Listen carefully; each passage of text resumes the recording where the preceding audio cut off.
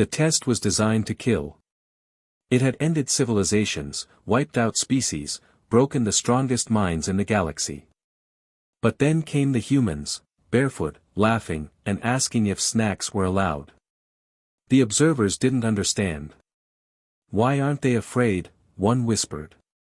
The answer came from a kid doing cartwheels across a lava pit, "Because this is fun." When the Galactic Coalition built the survival test, they meant it to be the ultimate challenge. Only those worthy of joining the High Order could pass it. The test adjusted itself, analyzing DNA, cultural memory, even brain chemistry, to generate the most lethal obstacles possible. Species across the stars called it the end path. It was supposed to be impossible. Then humanity got an invitation. Earth's application to the coalition had been a joke to many. Deathworlders, one senator had scoffed. They barely made it out of their own atmosphere. But rules were rules. They were allowed a trial group. 12 individuals chosen randomly. No super soldiers. No tech support. Just humans. The coalition expected a massacre. What they got instead was mayhem of a different kind. In the opening chamber, sharp winds and gravity fluctuations sent previous candidates flying. The humans surfed it. One yelled, "We've had worse at Six Flags." In the acid rain sector, they used umbrellas made from their own clothes. "Bit stingy," someone muttered. "But at least it's not Monday." One alien observer stared, baffled. "Why are they singing?" The reply came from a translator drone, "Because it's karaoke night." The test tried harder. It conjured terrors pulled from their darkest thoughts, monsters made from memories, storms formed from regret. But humans stared their fears in the face and said, "Nice try." One whispered to her nightmare, "You look like my ex." A bearded man high-fived a lava snake. "Cool costume, bro."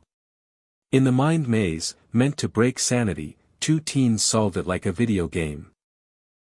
Level 3 unlocked, they cheered. The system panicked. It dialed up the pain, cranked the heat, twisted physics itself. Gravity reversed. Time stuttered. The walls breathed. A voice in the observation deck cried, "They're laughing in the pain chamber." A medic bot reported no injuries, just one sprained ankle from trying to dance mid-quake. "These humans, they think this is recess," gasped a coalition elder. "It was recess," one of the humans shouted through the intercom, "until you stopped giving us juice boxes." The climax hit like a tidal wave. The core of the test opened, a collapsing black hole, acid rain, psychic attacks, and collapsing terrain. All at once. One human strapped a board to their feet and shouted, "Galactic surf's up." Another tossed a sandwich into the void, saying, "Lunch break."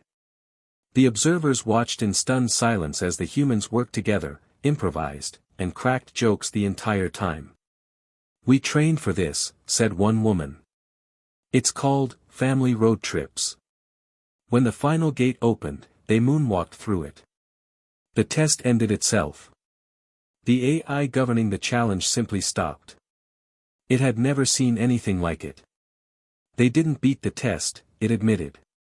They broke it. The coalition was speechless. A race that thrived on chaos, bonded through laughter, and weaponized sarcasm had just made the impossible look like a picnic. A child from the group held up a stick covered in mud. "I'm naming it Stabby. It's my new pet." Humanity didn't just survive. They redefined what survival meant. They treated horror like a puzzle, disaster like a dance floor, and impossible odds like Tuesday mornings. A new rule was written in the galactic archives that day: never test a Deathworlder unless you're ready to be tested in return. As they returned home, one human shouted back, "Thanks for the warm-up. Next time, maybe make it challenging."